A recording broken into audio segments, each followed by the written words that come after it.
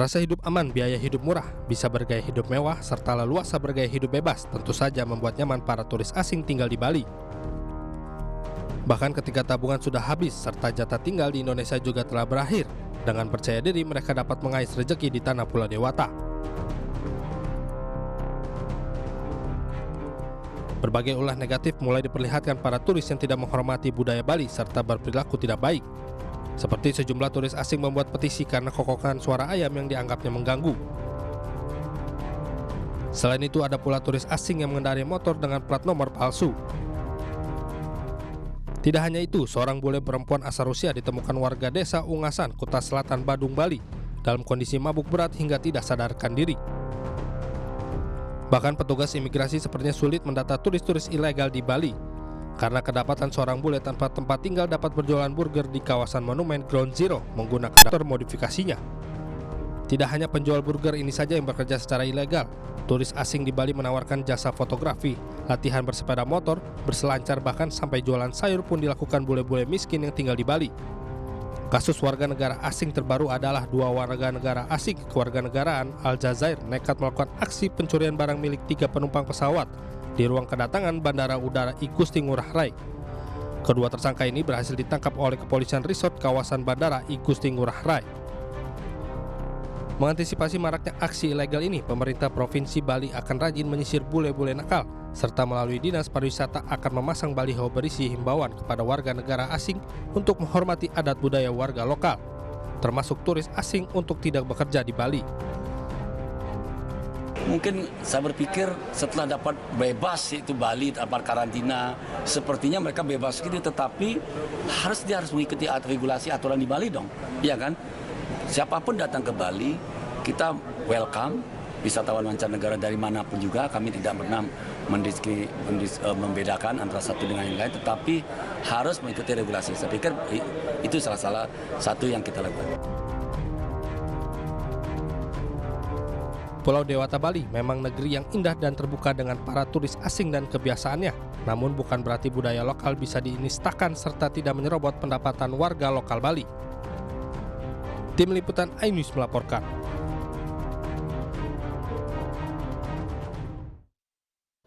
Event motor trail di kawasan Rancaupas, Kabupaten Bandung menyisakan banyak masalah. Bahkan seorang petani bunga Edelweiss murka karena event tersebut membuat area budidaya Edelweiss rusak. Panitia di acara event trail di Kampung Jaya Rancaupas, dan khususnya buat orang perhutani yang memberikan kebijakan, memberikan izin terkait acara tersebut. Lihat nih dampaknya seperti ini. Viral video seorang pria mengamuk sambil memperlihatkan kondisi lahan tanaman bunga yang rusak di kawasan objek wisata Rancaupas, Kecamatan Ranca Bali, Kabupaten Bandung, Jawa Barat. Dalam video berdurasi lebih dari 3 menit tersebut, pria tersebut mengeluh dan marah akibat area tanaman bunga yang dikelolanya rusak parah pasca dilintasi para crosser. Dengan nada tinggi, dirinya juga mengatakan bahwa bunga rawa adalah tanaman endemik yang hanya tumbuh di 2 titik di Indonesia. Bunga ini, sedangkan bunga ini itu di dunia itu hanya ada di 2 tempat. Paham gak kalian? Termasuk di Indonesia pun hanya 2 tempat. Rancaupas sama Danau Ciharus, Kamojang Garut. Tak paham nggak? Terkait video viral tersebut, pihak pengelola Rancaupas memohon maaf kepada seluruh pihak yang merasa telah dirugikan dan berharap kejadian serupa tak terulang di kemudian hari. Pengelola Rancaupas menyampaikan akan lebih selektif dalam menerima event di Rancaupas. Nah, kami juga sangat menyesalkan kejadian itu, dan sebelumnya kami menyampaikan permohonan maaf yang sebesar-besarnya, Pak. Mewakili manajemen juga kami sangat menyesali atas kejadian tersebut, Pak. Dan mungkin kedepannya juga menjadi pelajaran dan evaluasi buat kami terkait aturan, SOP, dan event untuk event-event tertentu, jadi kami akan batasi, Pak.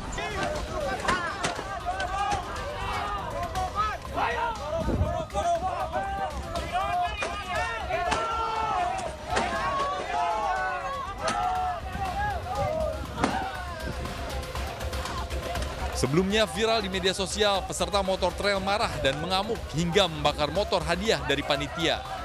Kemarahan ribuan peserta ini dipicu lantaran janji panitia tidak sesuai dengan fakta. Tidak hanya itu, saat kegiatan motor trail tidak ada sama sekali panitia yang berjaga di lapangan, sehingga banyak peserta yang tersasar hingga merusak sawah milik petani. Kasus ini telah ditangani oleh pihak kepolisian, namun panitia dan peserta memilih untuk menyelesaikan kasus dengan damai. Dari Kabupaten Bandung, Jawa Barat, Erik Fahrizal, iNews melaporkan.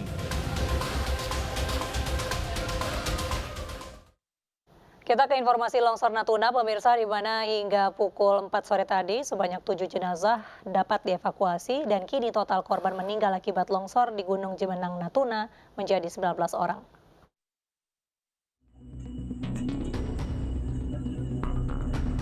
Tim SAR gabungan kembali mengevakuasi 7 jenazah korban longsor di Gunung Jemenang, Pulau Serasa, Natuna, Kepulauan Riau. Hingga kini jumlah korban meninggal dunia menjadi 19 orang. Sementara masih ada 34 korban yang masih tertimbun. Kepala BNPB, Letjen TNI Suharyanto meninjau dan bagikan bantuan kepada korban longsor di pengungsian. Sementara modifikasi cuaca di sekitar lokasi longsor juga akan dilakukan untuk mempermudah pencarian korban. Pencarian efektif, ya, tidak terkendala cuaca hujan. Ini juga BNPB bekerja sama dengan BMKG, BRIN, TNI AU juga akan menggelar teknologi modifikasi cuaca di Pulau Serasan ini, sehingga mudah-mudahan cuaca bisa terang dan pencarian bisa dilanjutkan. Kemudian yang prioritas kedua juga ada yang masih mengungsi, ya, ada 1.300 orang lebih tersebar, antara lain juga ada di PLBN. BNPB menekankan agar tim SAR gabungan memaksimalkan pencarian para korban yang masih tertimbun tanah dalam 7 hari. Bencana tanah longsor terjadi di Kampung Genting, Desa Pangkalan, Kecamatan Serasan, Kabupaten Natuna, Kepulauan Riau, Senin lalu. Tanah longsor menimbun satu kampung hingga rata dengan tanah. Longsor ini membuat puluhan orang meninggal dunia. Dari Natuna, Kepulauan Riau, Alfi Al-Rashid, iNews melaporkan.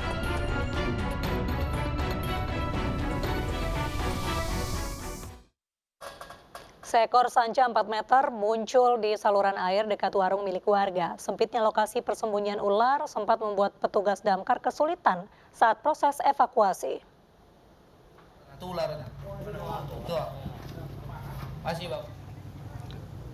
Sanca berada di saluran air yang tidak jauh dari warung kelontong milik warga di kawasan Pematang Sulur, Kota Jambi. Diduga ular ini kelaparan dan hendak memangsa hewan ternak milik warga yang berada di sekitar lokasi. Petugas damkar dan penyelamatan Kota Jambi bergegas ke lokasi dan mengevakuasi ular ini. Lokasi yang sempit sempat membuat petugas damkar kesulitan mengevakuasi sanca seberat 35 kg ini hingga membutuhkan waktu sekitar 2 jam.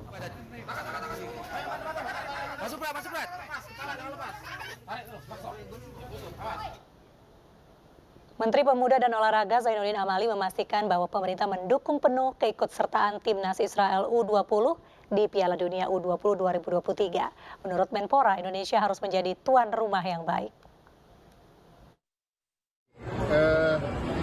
Seperti yang saya sampaikan tadi, pemerintah memberikan dukungan penuh terhadap penyelenggaraan kegiatan ini, Pak Presiden terutama. Nah, tentu ada bagian-bagian yang ditugaskan untuk menyelesaikan itu. Sekarang sudah dikoordinasikan di Menko Polhukam, gitu ya. Apakah itu keamanan, apakah itu hubungan luar negeri dan lain sebagainya. Sekarang yang menangani adalah Menko Polhukam. Benar apa yang disampaikan oleh Pak Tony tadi, PSSI tugasnya menyiapkan tim nasional dan juga teknis pertandingannya. Dan nanti pada saatnya pasti Menko Polhukam akan menyampaikan langkah-langkah.